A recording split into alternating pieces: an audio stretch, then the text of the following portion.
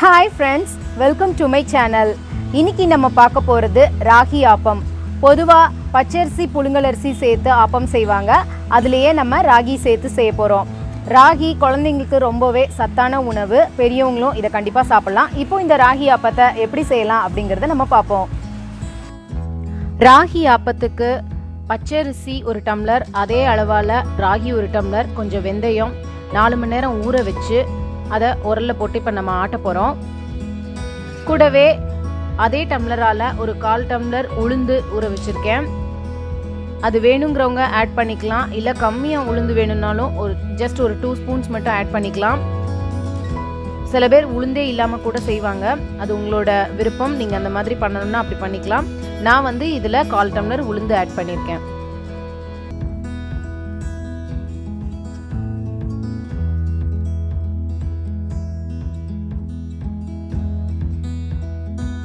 இப்போ நம்ம ஊற வச்சிருந்த அரிசி, ராகி, வெந்தயத்தை உரல்ல ஆட்ட போறோம்.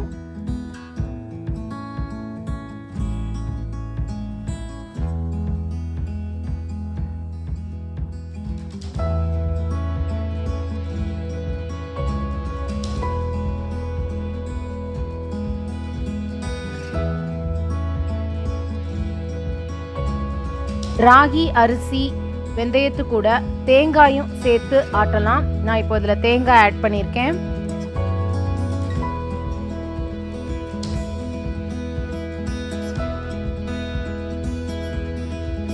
இப்போ ராகியும் அரிசியும் சேர்த்த விழுது ரெடி ஆயிடுச்சு.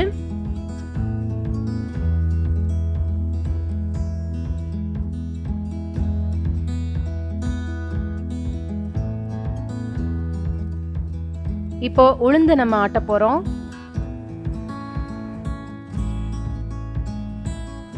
உளுந்து மாவும் ரெடி ஆயிடுச்சு. ஆப்பத்துக்கு தேவையான தேங்காய் பாலுக்கு தேங்காய், நாட்டு சர்க்கரை, ஏலக்காய் இது 3ஐயும் சேர்த்து பிளெண்டர்ல போட்டு நல்லா அரைச்சு எக்ஸ்ட்ராக்ட் பண்ணி அந்த லிக்விடை மட்டும் எடுத்து வச்சுக்கோங்க.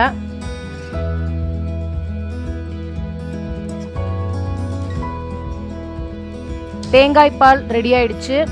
இந்த தேங்காய் பாலை அடுப்பில் வச்சு சூடு பண்ணணும் அப்படிங்கிற அவசியம் இல்லை, அப்படியே ஆப்பத்தில் விட்டு சாப்பிடலாம்.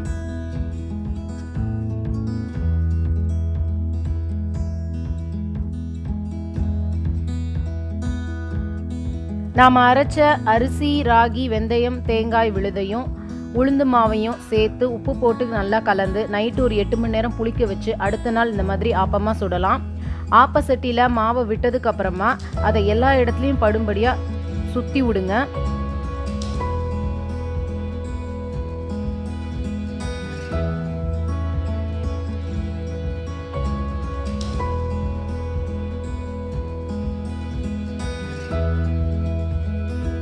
கொஞ்சமாக நல்லெண்ணெய் சேர்த்துக்கோங்க. அதோட மூடியை வச்சு ஒரு 5 மினிட்ஸ் மூடி வச்சு எடுத்தீங்கன்னா ஆப்பம் ரெடி ஆயிடும். இப்போ ஆப்பம் ரெடி ஆயிடுச்சு.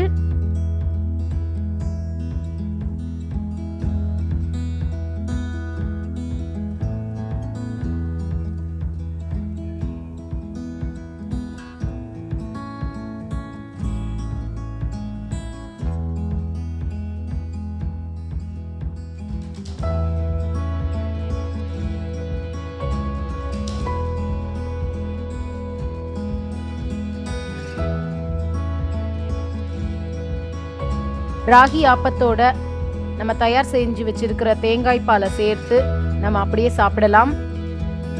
மிகவும் சத்தான, அதே நேரத்தில் ரொம்ப ருசியான ஒரு உணவு.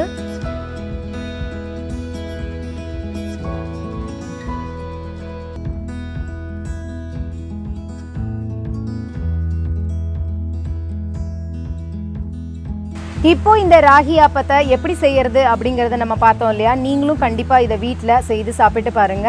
இந்த வீடியோ உங்களுக்கு பிடிச்சிருந்ததுன்னா லைக் பண்ணுங்க, உங்க ஃப்ரெண்ட்ஸ்க்குலாம் ஷேர் பண்ணுங்க. நம்ம சேனலை இன்னும் சப்ஸ்கிரைப் பண்ணலைன்னா கண்டிப்பா சப்ஸ்கிரைப் பண்ணுங்க. தேங்க்யூ.